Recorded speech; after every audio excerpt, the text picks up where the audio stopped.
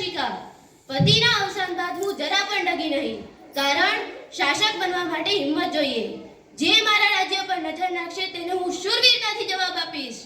પ્રજાનું સુખ એ જ મારું જીવન છે। જય માતૃભૂમિ, જય ભવાની। આરએસએસ દ્વારા તમારા ઘરે પણ બધા સંપર્કમાં આવ્યા હશે, 5 વિષયો મૂક્યા હશે, બરાબર? સ્વદેશી, પરિવાર પ્રબોધન, પર્યાવરણ, નાગરિક કર્તવ્ય, સામાજિક સમરસતા, એવા 5 વિષયો મૂક્યા। તો અત્યારે સમાજની અંદર છે, તો એ પરિસ્થિતિને પહોંચી વળવા માટે આવા વિષયો અત્યારે સમાજમાં લઈને જવાની જરૂર પડી છે। કારણ કે આપણે જોઈએ છે કે એક પરિવાર આપણા માટે પહેલા સહજ હતો, પણ હવે ધીમે ધીમે આપણી સમાજ વ્યવસ્થા તૂટી રહી છે।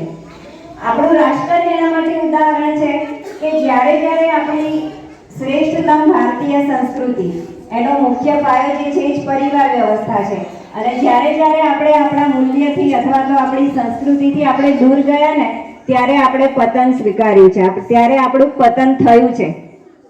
ભૂતકાળમાં આપણી સામે આવા ઘણા બધા ઉદાહરણ કે જ્યારે આપણે પોતાની સંસ્કૃતિથી જેવા દૂર ગયા ને અને આપણું પતન થયું છે। એવું નથી કે રાષ્ટ્ર ઉપર માત્ર ને માત્ર આતંકવાદ જેવી પ્રવૃત્તિઓથી જ જે કહેવાય કે આક્રમણ થાય છે, એવું નથી, પણ સમાજની અંદર રહીને સંસ્કૃતિ ઉપરનું આક્રમણ એ પણ એક જાતનું આક્રમણ જ કહેવાય, બરાબર ને? તો આજે વિભક્ત પરિવાર અથવા તો જે સમાજમાં પરિવાર બધા તૂટી રહ્યા છે એ પણ એક એનું જ ઉદાહરણ છે કે આવું કેમ હજી આગળ જતા એવું આવે કે માત્ર અમે કે આવું આવવાની શક્યતા રહે ને? કારણ કે અત્યારે આપણે જોઈએ છે કે બધી દીકરીઓની માનસિકતા એવી જ છે, હું ઇન્ડિપેન્ડન્ટ છું, હું પોતે કમાઈ શકું છું, હું પોતે ઇન્ડિપેન્ડન્ટ છું તો પૈસા ખર્ચીને કોઈને રાખી શકીશ। તો આ શું થયું?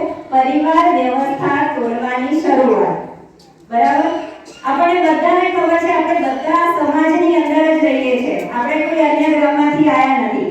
એક કોમન વાક્ય અત્યારે આપણે સાંભળીએ કે ભાઈ સમાજ અત્યારે બહુ ખરાબ થઈ ગયો છે પહેલા કરતા, બરાબર? તો સમાજની અંદર રહેવા વાળું કોણ છે? છીએ તો આપણે જ, કોઈ અન્ય ગ્રહના માનવીઓ તો રહેતા નથી કે આપણે સમાજની બહાર રહેતા નથી। સમાજ એટલે કોણ છે? તો એની સામે ટકવાની જવાબદારી અથવા તો એને ટકાવી રાખવાની જવાબદારી કોની છે? આપણી, બરાબર ને? તો આ જ વિષય અત્યારે આપણે લઈને જવાનો છે। જેમ મેં કીધું કે આ પરિવાર વ્યવસ્થાના કારણે ઘણા બધા જે તૂટી રહ્યા હતા એના લીધે गंदी हो जाए तो कोई बात नहीं, मैं हमेशा एक अतिरिक्त साड़ी लेके घूमती हूँ। शिक्षा का दीप जलाना मेरा निजी उद्देश्य नहीं, मेरी नैतिक जिम्मेदारी है। जय मां सरस्वती।